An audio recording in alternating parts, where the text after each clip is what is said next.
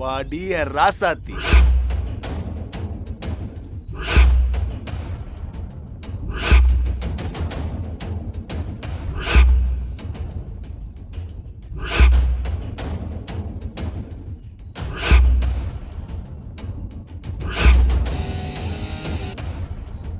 தொழிலதிபர்களிலேயே number 1 வர துடிக்கும் திருமதி கீர்த்தனா அவர்களே,